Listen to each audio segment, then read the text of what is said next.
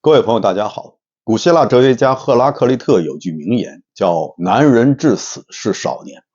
这句话呢，不知道什么时候起变成了一句网络流行语，意思呢也与原来的意思大相径庭，变成了男人至死都不会成熟，都会像巨婴那样的幼稚不负责任。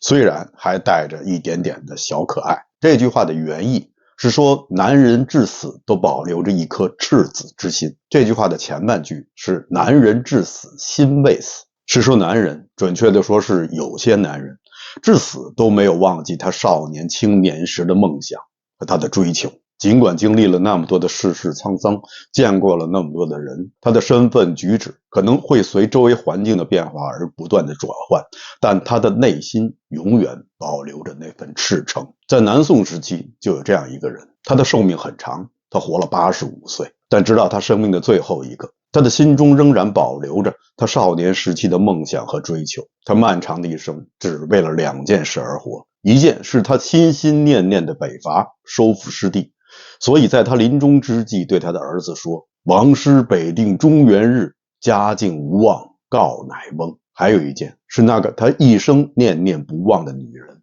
所以在他去世前的最后一个春天，他在儿女的搀扶下仍然来到了他与那个女人最后相见的地方沈园。虽然此时已是城南小陌又逢春，只见梅花不见人，玉骨9成全下土，墨痕有所必兼尘。大家可能已经听出来了，这个至此都是少年的男人就是陆游，陆放翁。也不知道从什么时候开始，陆游的口碑突然变得很差。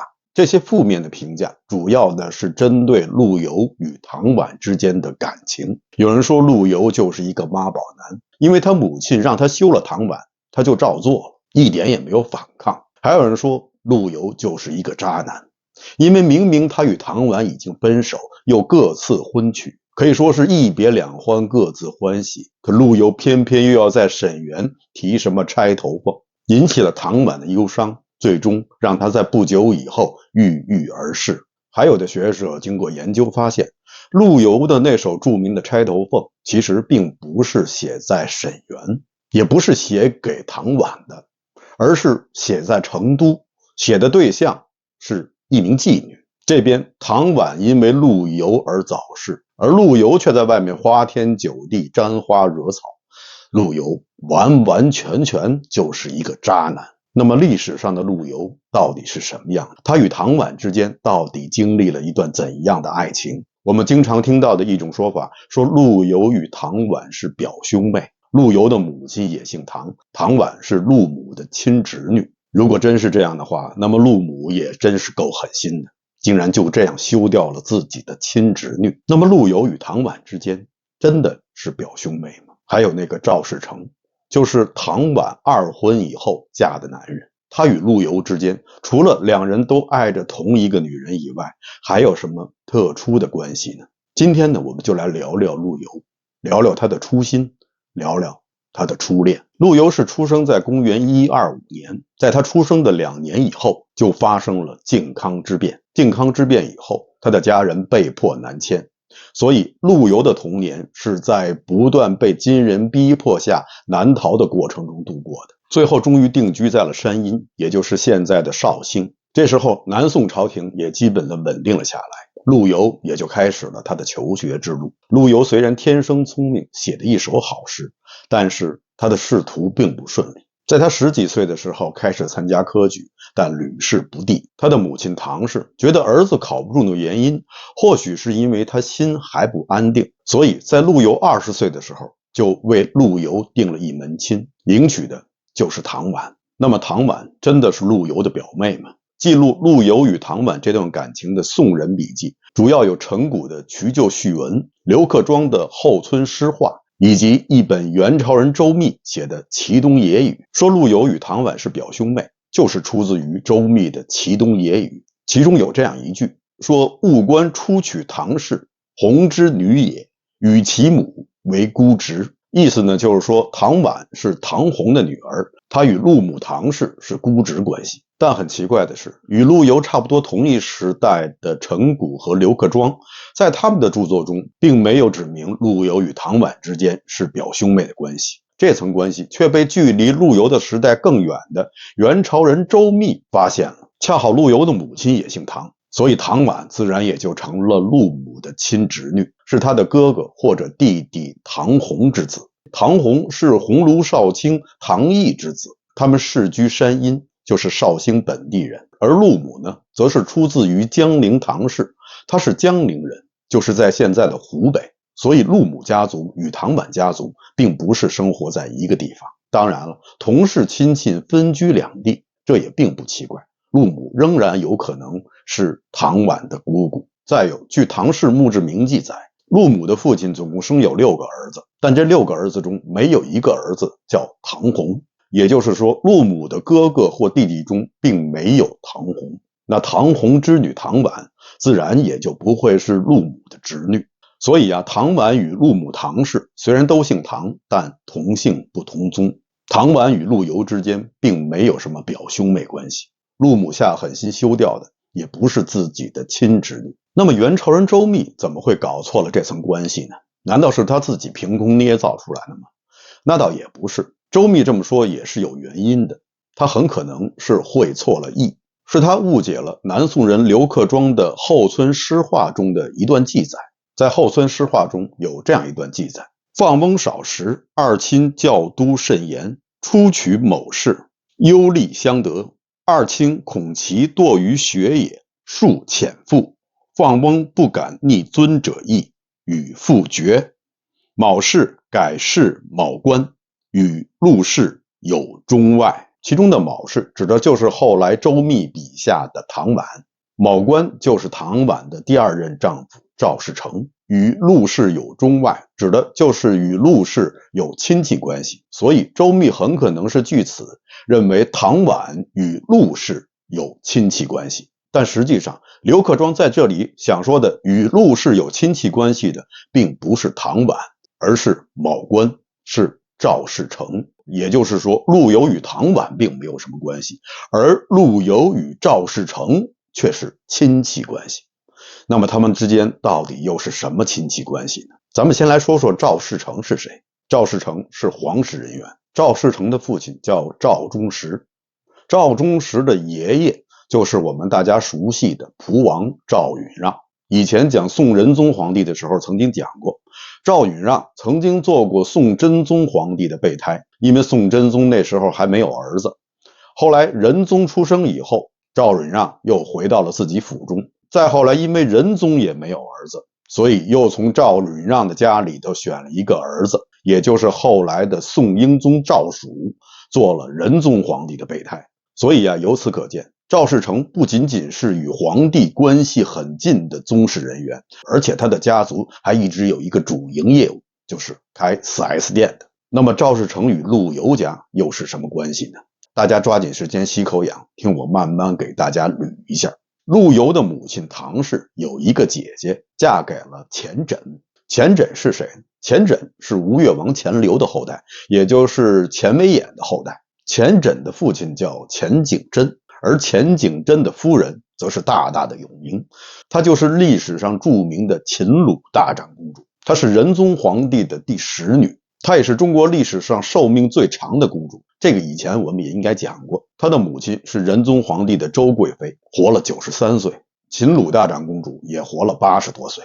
所以哪位如果对宋朝的历史不熟，可以直接去问秦鲁大长公主，因为她历经了7位皇帝，分别是宋仁宗、宋英宗、宋神宗、宋哲宗、宋徽宗、宋钦宗，一直到宋高宗。宋仁宗是他爸，宋英宗是他的堂兄，宋高宗要管他叫姑祖母。宋朝的这一大段历史对于他来说真可谓是如数家珍。高宗赵构对这位姑祖母一向是非常客气，每次见到他都要先作揖。这位姑祖母对赵构也从来不客气，经常对他提出要求，要给他的儿子封官加爵。秦鲁大长公主有2个儿子，她的幼子不幸被匪徒所杀，只留下了长子钱缜。她爱子心切，所以就不断地向高宗赵构提要求。后来高宗赵构还破例封钱缜为节度使，为此赵构在朝中还特别说，这次升钱缜为节度使纯属例外，以后绝不能这样封赏自己的亲戚。大长公主经常提要求，后来赵构也有点烦了，有一次就对大长公主说大长公主，您能如此长寿，那是仁宗皇帝的积福所致，您应该效法仁宗皇帝，不可以偏私啊。可能从那以后，秦鲁大长公主也觉得有点不好意思，再也没有向赵构提出什么过分的要求。这位被大长公主最宠爱的儿子钱缜娶的正室夫人，就是北宋名臣唐介的孙女，同时也是陆游母亲唐氏的姐姐，所以陆游的亲姨母就是秦鲁大长公主的儿媳，而赵世成又是秦鲁大长公主的侄孙。这样陆游与赵世成之间就有了这样一层亲戚关系。陆游的父亲陆载，祖父陆佃，当年在朝中都是高官。说起来呢也很有意思，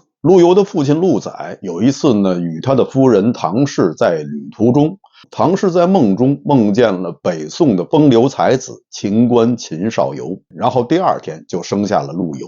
唐氏把自己这个梦告诉了自己的丈夫陆载，陆载呢也很大方，并没有追问唐氏你为什么梦见的是风流才子秦观而不是我陆载，反而将他这个儿子叫游，取的就是秦少游的字。陆游的字务观，取的又是秦观的名。陆游与唐婉并没有子嗣，这也是唐婉被休的原因，因为无出。那么关于陆游的后代呢？陆游总共有7个儿子，而陆游最喜欢的儿子无疑就是他最小的儿子陆子玉。大家熟悉的那首诗，纸上得来终觉浅，觉知此事要躬行。这首诗就是出自陆游所写的《冬夜读书是子玉》，就是写给他7儿子的。陆游临终前的那首脍炙人口的诗是儿，死去元知万事空，但悲不见九州同。王师北定中原日，家祭无忘告乃翁。这首诗中的托付也是给杜子敬。不过这个陆游最喜欢的儿子，最寄予厚望的儿子，最终还是让陆游失望。杜子玉在做县令期间，起初官声还不错，后来他为了攀附当时的权相史弥远，为了巴结史弥远，与史弥远一起鱼肉乡里，成了一名贪官。史弥远大家知道，他杀死了当时锐意北伐的韩托胄。陆子玉与主和派大奸臣史弥远沆瀣一气，不知在九泉之下，他如何面对一生主战的他的父亲陆游。陆游还有一个儿子叫子布，是陆游的第6个儿子。有些学者认为，子布有一个非常著名的孙子，叫陆秀夫，就是那位在崖山海战中抱着幼弟投海的陆秀夫。那也就是说，陆秀夫是陆游的曾孙。那么这个说法的依据是什么呢？这种说法的依据呢，是出自于陆氏的族谱以及家谱。对这种说法呢，有些学者就提出了质疑，原因有以下几点。第一，根据《宋史陆秀夫传》所载，陆秀夫的父亲和祖父并没有在史上留名。史传和墓志不一样，通常没有名气或者非仕宦人士是不会在史上留名的。所以据此，陆秀夫的父亲和祖父要么不知名，要么就不是做官的。如果陆秀夫真的是陆游的后代的话，那么在史书上更应该有载。陆秀夫是保佑4年中的进士，在那年的保佑4年登科录，也就是重榜进士的登记本上，清楚地写着陆秀夫2甲27名，曾祖荣祖大有，而这2名字在陆游的家谱中都找不到。还有一点，陆游的儿子是子字辈，孙子是元字辈，而曾孙呢则是传字辈。从陆游的家谱中可以看出来，他所有的曾孙都是叫陆传什么什么。在陆秀夫家的家谱中也清楚地写着，元楚有3个儿子，分别是传彦、传道以及秀夫。为什么另外2个儿子用的都是传字，而独独陆秀夫用的却是秀字？再有，陆秀夫出生在楚州的盐城，而陆游大家知道，那出生在山阴，现在的绍兴。在南宋时期，楚州的盐城那个地方还经常受到金人的掳掠骚扰，所以很多人都搬离了那个地方，向南迁徙。这在南宋来说是一个非常普遍的现象，很多的北人都向南迁徙，但很少有南人向北迁徙。所以说陆游的后代会从安稳的南方迁到经常被金人掳掠的北方，这似乎有点不合情理。所以综上所述，我也觉得陆秀夫并不是陆游的曾孙，他们两个人也是同姓而不同宗。这里呢，顺便还要说一下，家谱族谱到底有没有历史参考价值？参考价值当然有，但是呢，我们还要谨慎的对待。欧阳修曾经说过，自唐末之乱，士族亡其家谱，今显族名家多失其世次，谱学犹是废绝。所以唐末以前的家谱几乎是所剩无几，到了明清时期更实行起了伪造家谱。明朝时期有专门伪造家谱的人，人们称他们为谱匠。你只要给他一个名字，花点钱，他就能给你造出一套完整的家谱。他比你还知道你爸是谁，你妈是谁，你爷爷是谁。不光是明清两朝，家谱造假自古有之。南宋时期有个文人叫林可山，本来是很有才华，但是呢，还是想抬高一下自己的身价，所以呢，就伪称自己是北宋时期著名文人林布的后代。林布以前我们讲过，又叫林和靖，他常年隐居在杭州的孤山。林布并没有婚娶，他一生都是以梅为妻，以鹤为子，所以留下了梅妻鹤子的佳话。这位林洪林可山就自称自己是林布的七世孙，还编了一部家谱。他倒是不傻，并没有在南宋时期就把这套家谱拿出来示人。他想着我就把家谱藏在家中，骗骗以后的人总可以吧。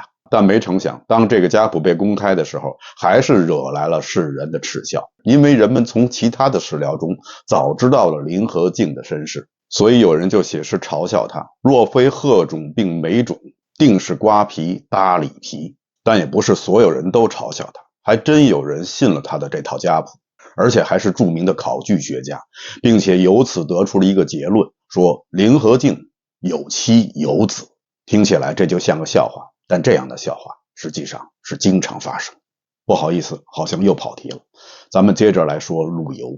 陆游与唐婉结婚以后，唐婉也是一名才女，二人琴瑟和鸣，可谓是赌书消得泼茶香。这样浓烈的爱情让人艳羡，同时也会招来妒恨。最早对他们的感情亮出红灯的是陆游的母亲唐氏，她觉得陆游沉湎于儿女情长，而没有专注于仕途功名。再加上唐婉婚后一直不育，陆母就以此为借口，要陆游休了唐婉。母命难违，陆游不敢违抗，但他也想了一个权宜之计。他并没有直接将唐婉休回娘家，而是又买了一处别院，将唐婉安置在那里。他还经常去过去探望。陆游的心里可能有着自己的打算，他希望在这段时间内，他与唐婉能够怀上一儿半女，到时或许可以让他的母亲改变初衷。但很可惜，陆母很快发现了这个别院的存在，竟在最短的时间内为陆游安排了另外一门亲事，将一个王氏的女子娶入了陆家，成了陆游的心腹。回到娘家以后的唐婉很快也又嫁了人，嫁给了当时的皇室子弟，同样也是二婚的赵世成。从此相思无果。对于唐婉来说，似乎陆郎也已经变成了路人。但有时就是那样，命运如果想让你记住某些事情的话，它就会不断的反复折磨你。几年以后，他们又见面了。这一年，陆游又经历一次最惨痛的考场失利。那并不是一次正式的科举考试，在当时这叫所听考试，是专门提供给那些官宦子弟和已经有一定功名的考生的。在这次考试中，他的发挥也是非常的出色。主考官陈之茂不顾秦桧的不断暗示，将才华横溢的陆游定为了第一名，而秦桧的孙子，也就是他的那个便宜儿子秦喜的儿子秦勋，则被定为了第二名。秦桧非常不满，后来让人从陆游以往的诗作中找出了一些不符合当时政治正确的诗词，就是那些支持北伐收复失地的诗文，以此为借口剥夺了陆游参加下一轮考试的资格。陆游虽然拿到了所听试的第一，但因为当时人多官少，所以还要参加一次礼部的选拔考试，才能被正式的授予官职。陆游就失去了礼部测试的资格，再一次科场失意。顺便说一下，秦勋后来和陆游还成为了朋友。陆游后来入蜀的时候，还去秦勋家拜访。秦桧死了以后，秦勋被不断的贬官，后来也被剥夺了进士的身份。后来金兵南犯的时候，秦勋捐银捐粮，后又担任了饶州知府。秦勋有一个儿子叫秦据，金兵再次来犯的时候，他是负责镇守齐州，与金兵是浴血奋战，死伤略尽。最后在知城必破的时候，秦据让人烧了官衙府库，自己则走入内室，准备自焚殉国。他的仆人舍命将他救出，但他仍然不愿就此偷生。他对仆人说：“我为国死，奴等可各自求生。”然后又再次步入火场，以身殉国。说来也巧，陆游的后人中会出了像陆子玉这样的坚佞之人，而秦桧的后人中也会出现像秦据这样的忠勇之士。人从宋后少名讳，我到坟前愧姓秦。这个秦可以是秦桧的秦，也可以是秦据的秦。考场失意的陆游回到了故乡。这一天，他去游览沈园。此时的陆游已经与夫人王氏生儿育女，二人也算是相敬如宾。但在他心中的一个不知名的角落，总是有那么一份无奈的残缺，无法愈合。当他走入沈园，一眼就看到了也同样在园中游览的唐婉。四目相对的刹那，让陆游觉得非常熟悉，好像这个场景在他的梦中已经经过千百次的演练一样。此时此刻，在陆游与唐婉各自的心中，似乎都猛然地意识到了一点：虽然经历了那么多年，但彼此都一样，都陷在往日的城里，无力突围，甚至搞不清楚到底是无力还是不愿，宁愿在往事的城中永远的陷落。此时唐婉的身边已经站着另外一个男人，赵世成。在征得了自己的丈夫同意以后，唐婉让人给陆游送上了一壶酒，黄藤酒。陆游饮下了这杯酒，也咽下了心中游荡着的深深浅浅的不甘与不舍。在唐婉走后，他在沈园的墙壁上题下了那首著名的《钗头凤》：红酥手，黄藤酒，满城春色宫墙柳。东风恶，欢情薄，一怀愁绪，几年离索。错，错，错。春如旧，人空瘦，泪痕红移鲛绡透。桃花落，闲池阁，山盟虽在，锦书难托。莫，莫，莫。再有沈园的时候，唐婉也看到了题在墙壁上的这首词，那一字一句足以将唐婉的心底刺穿。于是他就在这词的旁边又和了同样的一首《钗头凤》：世情薄，人情恶，雨宿黄昏花易落。晓风干，泪痕残，欲见心事，独语斜阑。难，难，难。人成各，今非昨，病魂常似秋千索。角声寒，夜阑珊，怕人询问，咽泪装欢。瞒，瞒，瞒。相爱却不能相守，相知却无缘相许。这样的伤痛让从沈园回来以后的唐婉一病不起。不久以后，命运就将这黄花一般的女子的生命带走。那一年她不过只有31岁。从此以后，沈园就成了陆游心中的一根刺。这根刺长在陆游的心尖上，尽管功业未就，尽管颠沛流离，他仍然允许这根刺肆意的生长。他不想将它拔掉，就像他不想抹去他曾经的纯真岁月，曾经的那段爱情。不知谁说过这样一句话：每个男人心中都有一座坟，里面住着他所爱的女人。在陆游的心中就有这样一座坟，这个坟就是唐婉，就是沈园。以后的每年，陆游都会来到沈园。在他75岁的时候，再次来到沈园，写下了这样的诗句：城上斜阳画角哀，沈园非复旧池台。伤心桥下春波绿，曾是惊鸿照影来。在他去世之前的一年，陆游还在他的儿孙的搀扶下，再一次，也是最后一次的来到了沈园，写了一生中最后一首怀念唐婉的诗：沈家园里花如锦，半是当年时放翁。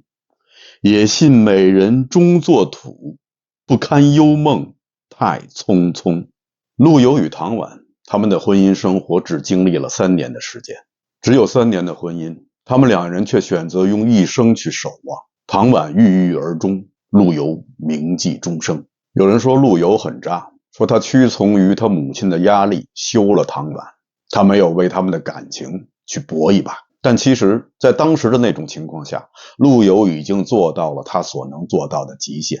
他另置了别院安置唐婉，希望能够与唐婉生有一儿半女，这样就可以改变他母亲的初衷。难道真的要让陆游忤逆他母亲的意愿，带着唐婉私奔吗？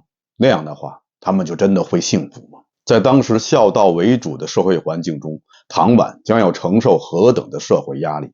有人说陆游在休了唐婉以后，又娶妻又纳妾的，生有7子2女，过得好不快活。可陆游在与唐婉在一起的时候，他并没有纳妾。即使在当时，对于官宦子弟来说，纳妾是件再正常不过的事情了。至于与唐婉分手以后，爱情没有了，难道生活就不能继续了吗？我们评判一个历史人物，不能脱离当时的社会环境，更不能站在上帝的视角。陆游在长达50年的时间里，一直没有放下沈园，没有放下唐婉，有那么多的诗歌为证。如果这样也算是渣男的话，那我觉得这样的渣男是太少了。也有人做了一番考证，说《钗头凤》这首词并不是写给唐婉的，也不是写于绍兴的沈园，而是写在成都，写给了当时的一位妓女。我无力也无趣地去辩驳这些考证的结论，只是当我想到《钗头凤》《红酥手》这样的词句竟是写给一名妓女的时候，不禁产生了一种恶心的感觉。陆游与唐婉的故事当然不是出自于什么正史，正史中不会记载一个文人的爱情故事，当然只能是出自于当时的宋人笔记，一些我们认为的野史杂史。而同样认为陆游将这首词写给一名妓女的依据也是出于野史，真的要考证起来也是各说各的理，或者都说不出太多的道理。所以这时候对我们来说，其实就是一种选择，你选择美好，还是选择丑陋？是选择相信陆游与唐婉的爱情，还是选择陆游与一名四川歌妓的香艳传说？现在有很多人喜欢怀疑一切。我曾经读过顾城的一首诗，是这样写的：你不愿意种花，你说我不愿意看见它一点点的凋落。是的，为了避免结束，你避免了一切的开始。有时候我们会觉得人生之路似乎是走得越来越窄，但往往这并不是因为我们不够聪明，而是因为我们选择不再相信。而当我们选择不再相信的时候，也就避免了一切美好的开始。